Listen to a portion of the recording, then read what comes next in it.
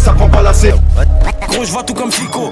Ah là là, et c'est une dinguerie. Lui, il est tout le temps dans des polémiques. Même 1 an, 2 ans, 3 ans après, on continuera de parler de lui. On va parler de Djilan Cherry. Mais là, cette fois-ci, c'est plus son père en fait. Car en fait, il y a son père qui est sur les réseaux. Et personnellement, j'étais pas du tout au courant. Car en fait, il m'a bloqué sur Instagram. Donc, je peux plus rien voir. Que ce soit sur Instagram, TikTok, etc. Et là, vu que j'ai un nouveau compte, j'ai pu voir des choses sur lesquelles je suis tombé. Et je suis vraiment choqué, l'équipe. Et c'est pour ça que je vous en parle dans cette vidéo. Et ouais, pour ceux qui n'ont pas suivi, en gros, il y a plus d'1 an, je m'étais clashé contre Djilan Cherry. Et c'était par rapport à ses voyages humanitaires. Sénégal, Madagascar, vraiment partout. Il profitait justement qu'il se passe quelque chose dans un pays pour aller faire une sorte d'aide humanitaire. Et ensuite, il y avait des cagnottes qui étaient créées et ces cagnottes-là disparaissaient. Il y a plein de sommes qui ont disparu. Et il a été accusé justement par rapport à ça. Il y a eu de nombreux articles, de nombreux médias qui en ont parlé. Et suite à ça, il m'a bloqué, mais vraiment, vraiment de partout. Que ce soit sur Instagram, TikTok, vraiment partout. Et en gros, il y a quelques jours, j'ai été avec le compte dans le radar pour voir justement ce qui se passait sur les réseaux. Vu qu'il m'avait bloqué, je me suis dit, vas-y, tu sais quoi, on va aller voir ce qu'il a mis. Et entre-temps, il y a eu des choses, en fait, je comprends en fait pourquoi il m'a bloqué. Car il savait que j'allais en parler en vidéo. Ouais, parce que en gros, Djilan Cherry, dans une interview, il avait dit comme quoi son père, il était problématique. Et que suite à ça, il lui parlait plus du tout. Donc en gros, lui et son père, ils étaient plus en contact. Enfin, d'après Djilan Cherry. Pourquoi tu parles plus à ton père depuis 1 an? Il y a un côté malsain chez mon père que j'aime pas trop, qu'il peut avoir avec moi et ses filles, sans rentrer trop dans le sujet, qui me déplaît. Et j'ai préféré reprendre mes distances, mais je pense que cette fois-ci c'est pour de bon. Tu l'aimes ton père? Non, je l'aime pas, non. Sauf qu'entre-temps, ils sont très bien en contact. Ils partagent justement des vidéos de lui sur TikTok. Tout va très bien. C'est juste ce qu'il a dit en interview qui est faux, quoi. Un peu comme le reste de sa carrière. Ouais, parce que faut pas oublier, il y a plus d'1 an, il m'a quand même proposé 50 000 € pour que je supprime toutes les vidéos que j'avais fait sur lui. Pour qu'ensuite, il continue de faire des cagnottes et d'arnaquer les gens. Sauf que j'ai complètement refusé et j'ai continué de faire des vidéos sur ces sujets-là. Et suite à ça, ça lui a pas plu. Il m'a bloqué et envoyé des menaces. Menaces qui n'ont pas été jusqu'au bout. Ouais, c'était une petite parenthèse que je voulais faire. TPMP ce soir, une bande de fous, il s'interview la petite naine là. Oh, t'es trop belle, t'as un charisme de fou, il lui dit là, le Cyril là. Mais franchement, bande de glands quoi, parce qu'ils ont trop peur de se faire clasher là, parce qu'ils sont en train d'interviewer une naine. Ils la saucent comme jamais. Ok, pour une naine ça passe. Mais putain, t'es trop belle, t'as un charisme de fou, je te trouve trop magnifique. Mais putain, bande de faux quoi. Voilà, ok, t'es une naine, voilà, t'es sympa, t'es pas trop moche. Ça arrête là, quoi. Même la vieille, là, elle est mieux. Alors, on peut lire sur les réseaux, suite à cette vidéo, quand on voit le père, on comprend mieux les actions du fils. C'est dans la génétique des Cherry d'être problématique? Je sais pas du tout, je sais pas quoi te dire. Moi, la seule chose que je peux te dire par rapport à ça, quand j'ai vu ça, je me suis directement excusé auprès de cette petite dame. Je lui ai envoyé un message sur Instagram. Auprès d'Elisa, elle s'appelle Elisa. Je connaissais pas son prénom. Je me suis excusé auprès d'Elisa. Je lui ai dit, écoute Elisa, je m'excuse par rapport à mon père, je suis pas du tout d'accord avec ce qu'il peut dire. Et elle a dit, écoute, y a pas de souci, elle dédouane le père du fils. Moi aujourd'hui, ça fait à nouveau, quand j'étais revenu vers toi, je te disais que je reparle avec mon père. Aujourd'hui, ça fait plus d'1 an que je reparle plus avec mon père. Ah bon? Ouais. Ça t'a choqué ces propos-là? Les propos de ton père sur son anisme? Non, je connais mon père, ça m'a pas choqué, non. C'est-à-dire, il est habitué à avoir des propos, enfin, disons qu'ils font pas dans la demi-mesure, quoi. Non, ouais, mon père est très direct. Je connais mon père, dire que ça m'a choqué, ça serait mentir.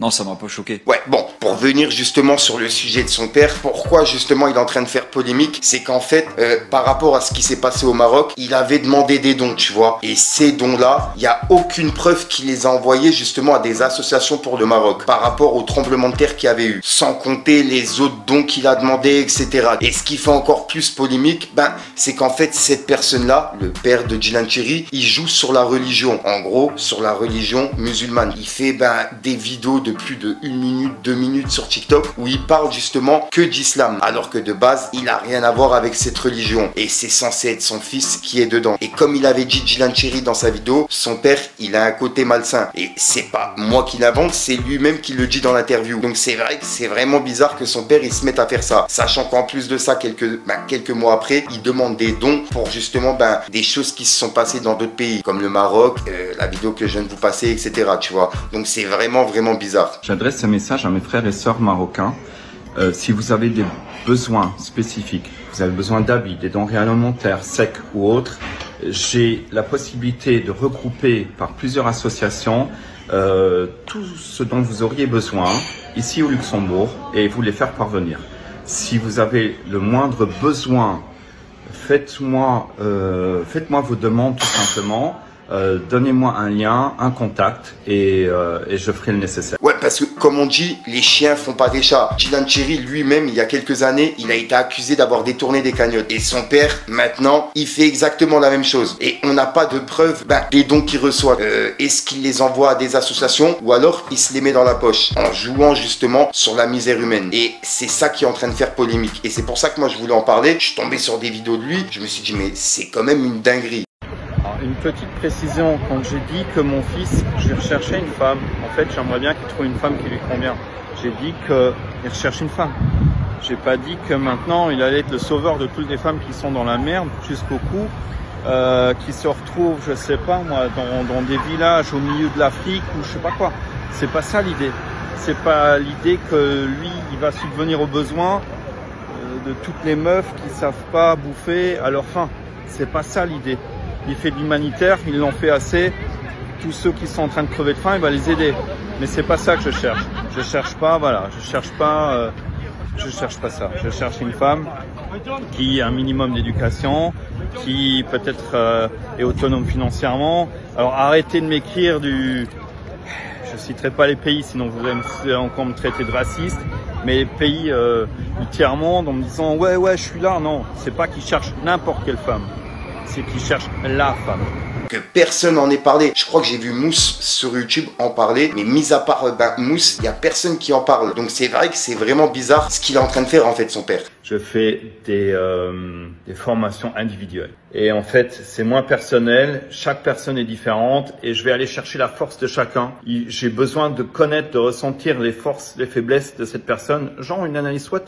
Je m'occupe des formations de futurs agents immobiliers. Et vraiment, ce genre de personnes, j'ai trop de mal à leur faire confiance. En gros, là, il se dit comme quoi il a percé dans l'immobilier au Luxembourg. Mais si t'es une personne qui a percé dans l'immobilier, pourquoi tu demandes aux gens de gérer leur placement? En gros, de gérer leur argent. C'est trop chelou comme affaire. Vous êtes tellement nombreux à me dire félicitations, t'as un fils en or, c'est un fils tombé du ciel, c'est un ange. Et en fait, Dylan, je ne l'ai pas fait pour moi. Je l'ai fait pour vous. Je l'ai fait pour Allah. Enfin voilà l'équipe, je voulais faire une petite vidéo prévention par rapport à cette personne. Faites attention à vous, placez pas votre argent n'importe où, les donnez pas à n'importe qui. Surtout à des personnes comme ça, qui sont accusées déjà d'avoir détourné des cagnottes. Ouais, vraiment, faut pas leur donner votre argent, tu vois. Que vous les suivez sur les réseaux, ça c'est votre souci à vous, vous faites ce que vous voulez. Mais moi personnellement, tu vois, le conseil que je donne, c'est leur donner rien en fait. Gardez tout pour vous et c'est comme ça que la vie elle fonctionne. Faites pas confiance à ces genres de personnes qui peuvent justement vous mettre dans la merde plus tard. Enfin voilà, c'est une petite prévention que je voulais faire parce que je sais qu'il y a des personnes qui se sont fait avoir avec les cagnottes de Dylan Cherry à l'ancienne, qui avaient donné de l'argent en pensant que ça allait être donné à des personnes qui sont dans le besoin, tu vois. C'est toutes des cagnottes qu'il a détournées. Donc ouais, c'est pour ça que je fais une vidéo de prévention par rapport à son père qui est lui-même dans des bails bizarres. Et j'espère qu'il y a personne qui se fera avoir par cette personne. Enfin voilà. Sinon j'arrête de vous rendre fou l'équipe. Je vous dis à ce soir pour une même prochaine, une nouvelle vidéo et une nouvelle exclue. Et dites-moi ce que vous pensez de ce genre de prévention face caméra, tu vois. J'ai vu un autre sujet, je voulais parler de lui, c'est Astérion. Il y a pas mal de personnes qui me l'ont envoyé. En gros, lui aussi, il est dans des polémiques de fou. Il y a Astérion et Adem et Bilal. Je sais pas si vous connaissez. C'est des youtubeurs qui sont dans des polémiques, mais de ouf. Il y en a un qui a arnaqué une personne, c'est un graphiste. Et une autre personne qui est dans des bails de pédo. Voilà quoi. Bref, dites-moi dans les commentaires ce que vous en pensez. Je vous ferai peut-être une vidéo par rapport à ça. Et grosse force à Punisher qui fait des vidéos justement sur les dramas et qui déclare ce genre de choses. Il y a Punisher, il y a Mousse, il y a Foufa. Il y a plein de youtubeurs comme ça. Donc vraiment, grosse force à ces personnes-là. Sinon, moi, j'arrête de vous rendre fou l'équipe. Peace le gang.